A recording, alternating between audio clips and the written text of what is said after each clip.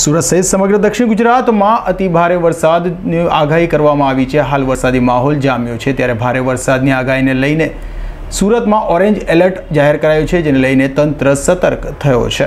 ભારતીય હવામાન વિભાગ દ્વારા તારીખ 5મી જુલાઈથી આગામી 5 દિવસ માટે વેધર ફોરકાસ્ટ બુલેટિન મુજબ સુરત જિલ્લામાં 9 જુલાઈ સુધી ભારેથી અતિ ભારે વરસાદ પડવાની સંભાવના રહેલી છે।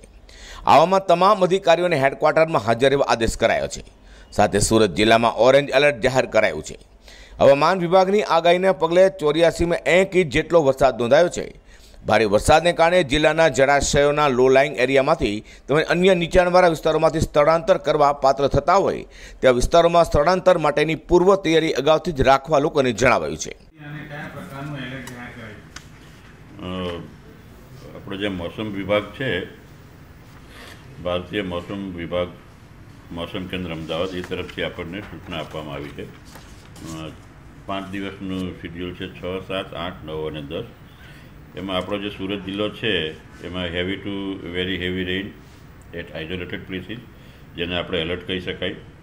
પછી 7 તારીખ માટે પણ એ જ રીતની આપણને સૂચના છે કે heavy to very heavy at isolated, એટલે અમુક જગ્યાએ વેરી લાઇકલી એટલે પૂરી શક્યતા છે વરસાદની। એવી રીતના 3 દિવસ માટે 6, 7, 8 આપણને એલર્ટ મોડ ઉપર રહેવા સૂચના આપવામાં આવી છે। અને બાકીના 2 દિવસો છે 9 અને 10મી તારીખ, એના માટે આપણે વોચ એટલે કે સતર્ક રહેવું, આ બાબતની આપણને સૂચના આઈએમડી એટલે કે ભારતીય મોસમ વિભાગ અમદાવાદ તરફથી આપવામાં આવેલ છે।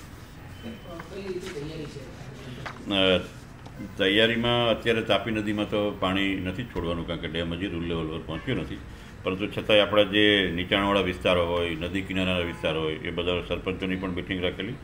માનનીય કલેક્ટર સાહેબે પણ બધાને કન્વે કર્યું છે કે આપણે એલર્ટ રહેવાનું। કોઈ વધુ વરસાદનો સમય હોય, નીચાણવાળા વિસ્તાર હોય તો વ્યક્તિ બહાર નહીં જાય, વીજળી પડવાના મેસેજ બધે મૂક્યા છે।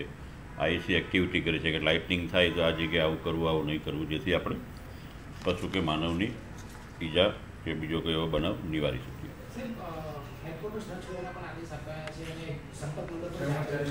હા, વરસાદની પરિસ્થિતિ છે અત્યારે તો ચિંતાજનક કોઈ બાબત નથી, પરંતુ જે રીતના આપણને એલર્ટ મોસમ વિભાગ તરફથી આપવામાં આવી છે, એટલે માનનીય કલેક્ટર સાહેબે તમામ વિભાગના સંકલન અધિકારીઓને સૂચના કરી છે સ્પષ્ટ કે કોઈ પણ વ્યક્તિએ હેડક્વાર્ટર મંજૂરી વગર છોડવું નહીં, જેથી કરીને એવો કોઈ બનાવ બને, આપણે અધિકારીઓની ટીમની જરૂર પડે તો આપણે લોકોને મદદ લઈ શકીએ અને ઉપયોગી થઈ શકીએ। એટલે અત્યારે એઝ ઓન નાવ કોઈએ પણ પોતાનું જે ડિસ્ટ્રિક્ટ હેડક્વાર્ટર અથવા તાલુકા હેડક્વાર્ટર જે કચેરી ત્યાં હોય એ છોડવાનું નથી, એવું માનનીય કલેક્ટર સાહેબની સ્પષ્ટ સૂચના છે, અને એ પ્રમાણે ટીમ તરીકે અમે બધા સંપૂર્ણ રીતે તૈયાર છીએ।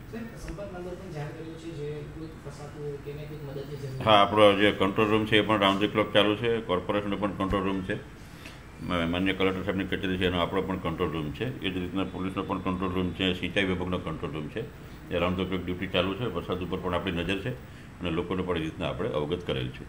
સરકારી કર્મચારીની રજા કેન્સલ કરાય, કઈ રીતના સૂચન?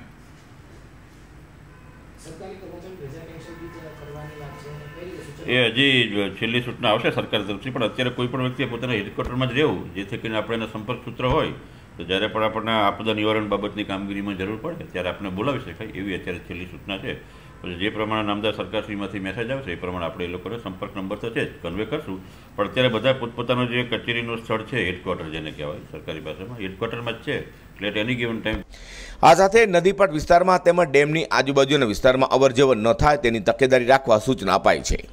હવામાન વિભાગ દ્વારા આગાહી કરાઈ છે, પરંતુ વરસાદ રાત્રિથી લઈને સવારના 8 વાગ્યા સુધીમાં ઓછો પડ્યો છે। સુરત જિલ્લાના 84 તાલુકામાં 1 ઇંચ જેટલો માત્ર વરસાદ પડ્યો છે, તે સુરતના સેન્ટ્રલ, લિંબાયત, અઠવા ઝોનમાં 1 મિલીમીટર વરસાદ માત્ર પડ્યો છે, બાકીના ઝોનમાં વરસાદ નહીવત છે। અઝર કુર્સી સાથે હર્ષદ સેટા।